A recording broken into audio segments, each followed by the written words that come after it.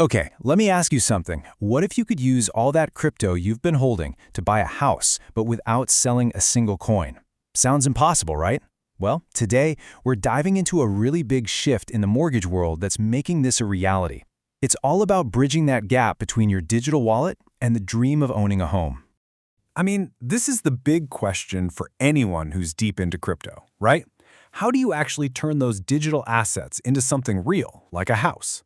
For forever, the answer was, well, you had to sell. You cash out, you get hit with taxes, and poof, you're out of the market. But a huge change is coming. Yep, you heard that right. One of the biggest names in the U.S. mortgage market, a real cornerstone of the whole system, is about to give the green light to crypto-backed home loans. We're talking for the very first time. This is a massive, massive signal that could finally pull digital assets into the mainstream of buying a house. So let's get into it. A new path to home ownership. What is this exactly? Well, it's a pretty groundbreaking team-up that's completely rethinking what a down payment can even be. And honestly, it could open the door for a whole new generation of buyers. And the players behind this? They're absolute heavyweights. You've got Fannie Mae, which is basically the backbone of the entire U.S. mortgage market. Then there's Better, a huge digital lender you might have heard of. And of course, Coinbase, a giant in the crypto space. So what they've cooked up is a way for you to pledge your crypto as collateral for your down payment. The bottom line? You don't have to sell it.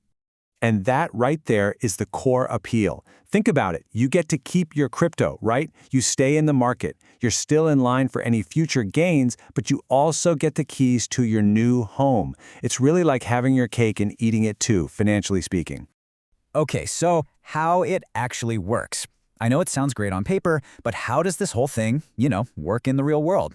The mechanics are actually pretty clever. So here's the most important thing to get your head around. It's not just one loan. When we say crypto-backed mortgage here, what we're really talking about is a two-loan setup.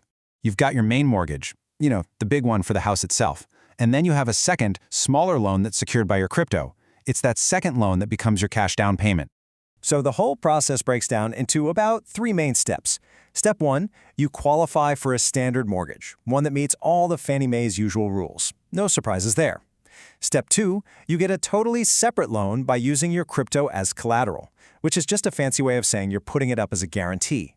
And then, step 3, the cash from that second loan, that's what you use as the down payment for your main mortgage. It's actually a pretty creative piece of financial engineering, just using old tools in a brand new way.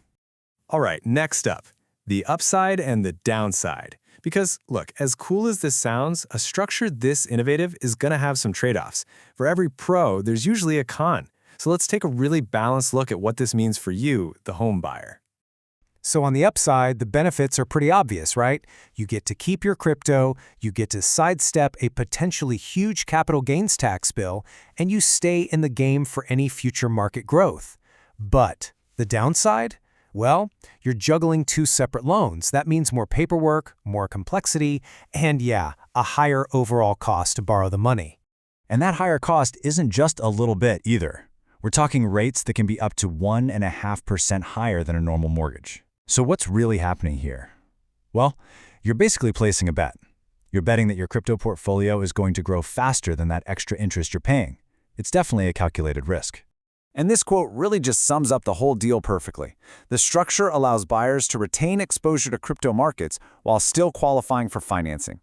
You're paying a premium, right? That higher interest rate is the price you pay for the privilege of keeping your skin in the crypto game. So let's talk about the bigger picture here. Why this move matters.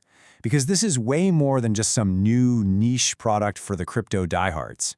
Having a name like Fannie Mae involved, well, that has some huge implications for the entire financial world. Here's the deal with Fannie Mae, and why their name on this is such a big deal. They don't actually lend money directly to people like you and me.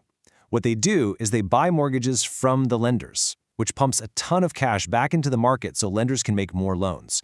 And because they're so massive, the standards they set for the loans they'll buy, those basically become the rules for the entire industry. So when they say yes to this, it gives this whole crypto-backed idea a massive stamp of legitimacy. So who is this actually for? You might think it's a tiny niche, but it's really not. We're looking at a future where about 14% of American adults own some crypto. Now that translates to tens of millions of people who have this digital wealth and are probably trying to figure out, how do I turn this into something real like a house?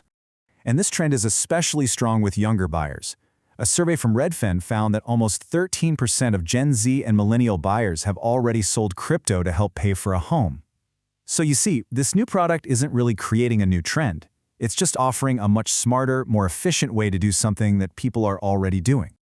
When you step back and look at it, this is kind of a landmark moment. This is one of the biggest bridges ever built between that, decentralized world of crypto and the very traditional, very regulated world of home mortgages. I mean, this is what it looks like when something starts to become normal.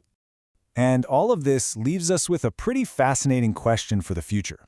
Is this just a clever little product for a small market? Or are we actually watching the very first step toward a future where buying a home with your crypto wallet is just as normal as, say, using a debit card? I guess only time will tell. Thanks for tuning in.